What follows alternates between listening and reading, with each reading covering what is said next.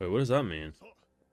Dude, is that a demon or something? Are you working for the bad boys? Or have you switched religions without telling us? Uncle, explain yourself. Really the first time someone truly look at Xylo and just be like, that's a hero, he's doing great things. Yeah, someone tells me having a flaming piece of hair that adjusts based on your emotion temperature is not a good idea. We'll see. You notice how she's limp? Says everything you need to know. Maybe the hair erections are needed for more than just the goddess. It would really spot out stranger danger, wouldn't it? Kinda love that idea, and I slightly hate the idea. Why don't I just fucking blow the wall down? They'll be forced to fight. A lot of innocents would probably die, but yeah, they would be forced to fight. I ain't gonna lie, bro had me convinced we should blow that wall up for a minute. I might be a bad person. Oh, is it a rocket? Oh, okay, yep, it's just mini nukes. Mini nukes in the palm of our hand. She's like, I only like praise from this one. I'm very monogamous when it comes to praise. Yo, can we have him on our team every time? I know we'll have to convince him not to kill innocent civilians, but I'll be honest, kinda worth it if this is what he's able to do. Oh, I guess there's probably innocent people in those buildings, huh? Casualties. If America can do it, why not him? Of course, those are just some of the highlights. You want to catch full live reaction is over on Patreon, full and cut unblurred reactions. Do live over there, but let's jump into a sense to be a hero. My face exactly. I feel betrayed. I feel absolutely bamboozled. I didn't look into it. Maybe I'm misremembering. But I think the ending of the episode makes it seem like old Uncle Dearest be working for some demons, those coexisters.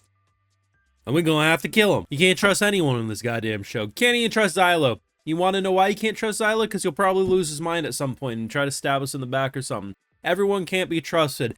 And that's why it's such an engaging show to watch, but why it's so frustrating, because your perception of how things are going to go never go according to plan.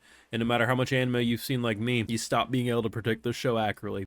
Fucking hell. I mean, at face value, when you see shots like these, he definitely looks sus, but I don't know. There was something comforting about this man that I thought, like, even earlier in the episode when he's talking with Xylo, he just doesn't seem like someone who's going to stab you in the back, right? He feels like he's got your best interest. Nah, this son of a bitch be working with... He's a goddamn coexister, isn't it? But I feel for her because she was already on burnout, right? All throughout this episode, she had big bags under her eyes. She was easily irritable. I mean, everything has been going so poorly. And to just see, I feel like the last straw break. I feel like the best way to describe it, you know how like when you have a ripped shirt and there's like a singular thread, it feels like holding the last bit together. It's not really held together, but it's enough not to be like, oh, it's completely ripped in half. She had that one thread left, and I feel like by the end of this episode, it is ripped, and I don't know what to... Like, do I think she's gonna do anything crazy? I think she's probably gonna get betrayed. I feel like she's not gonna know what to do. She's going to feel deeply afraid, and I think Xylo's going to have to cut this man's head off, if I'm being 100% real. I don't know how she would respond to that, but I feel like whatever trust she had in him, and she was desperately trying to push back against any allegations she had towards him and the church, I feel like, because think about this too, right? Throughout this whole show, she has been showing signs of thinking the way Xylo and company have been treated is weird, that it doesn't make a lot of sense. And then when you hear your own uncle say something like, this will strengthen the bonds between the military and temple more than ever. The amount of blood and chaos at our doorstep, and it's just, this will strengthen everything even more. That's enough to be like, I don't like the way you're talking. But when he does his little prayer, I mean, it's kind of... Any trust she had towards him, I think, is fully gone. The interesting thing is, will she go to Xylo? Because that's the big thing. Does she go to him, which is someone that has done nothing but build trust, where everything else that she's known her whole life has been subtracting trust? That's the interesting thing with her character. And for an episode that was pretty simple, not in a way that was boring to me, I thought the episode flew by.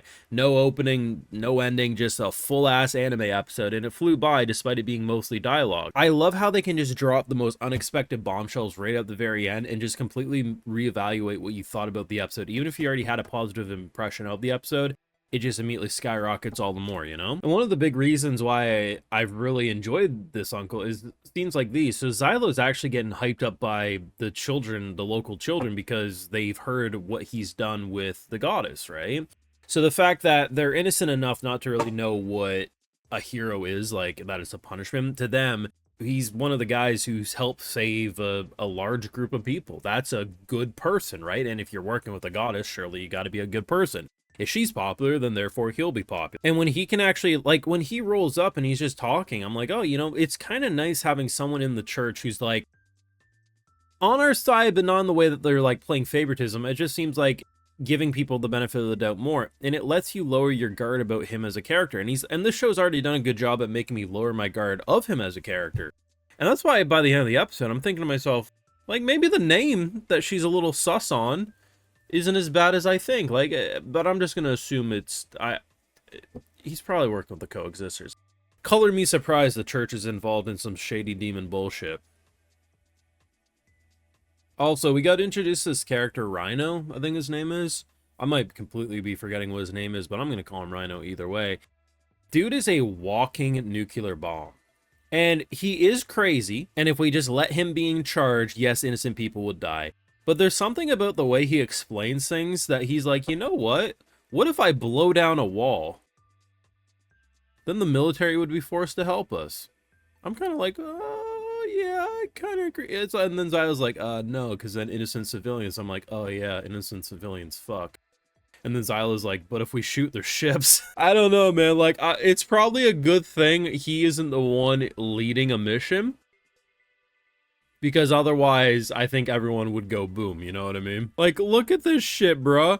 What do you mean he has this in the palm of his hand? Like, you might want to say that's overkill, but I think it's like the appropriate amount of kill given the swarm of realistic-looking Greninjas. I think that's just absolutely wonderful. I do generally wonder, like, if one of the reasons we won't have him on our squad every single time is just because he's that devastating. There's an argument to be made if he was always on our crew, he would be a little too crazy and in return get innocent people killed. But I mean, when he's got a powerful shield like this and rockets that can make an entire city non-existent, you do kind of wish he was there every time, huh? Or is that just me? I do love how Xylo was like deeply upset because he tried explaining like, hey, I'd prefer it if you wouldn't blow up this building. I assume it's it's like the thought of there could be innocent people in that building despite just the random demon monkeys on top. And bro immediately was like, bet. Now, maybe I'm a little desensitized to this world because of the amount of evil I'm seeing on both seemingly humanity and demon side. But there's something quite charming about a man with a giant gun on his hand that just blows everything up that seems evil. Obviously, this shouldn't be our normal leader, but you can't with a straight face tell me a scene where not only the goddess and Xylo are speechless, Mr. Isekai himself, the brain-dead attack dog who is so mind-fucked, even is like, bruh. This is the type of unexpected comedy you're not expecting. Once again, for those who don't remember, because every week people try arguing, this is an isekai character.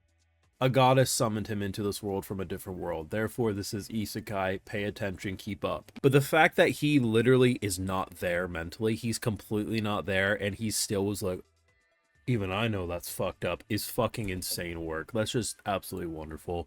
This show has been on a roll. It's absolutely incredible, and I can't wait to see what they're going to do next. You can let me know your thoughts down below, though, on this week's episode. Make sure you drop a like, share, support, subscribe, ring that bell if you haven't already, and Patreon. Can't catch the full live reactions over there and other exclusives like, hey, I love to give those video shoutouts to my patrons because they're why you get these YouTube videos at all. All right, so today we got Gun Bunny, True Obelisk, A Barrett, Rookie, Winter Naomi Vera, Master Creator, Aracito, Alexin Free, Shadow Gaming, and Krizo Wiper. So I appreciate the support, everyone. Please take care. Y'all have a good one.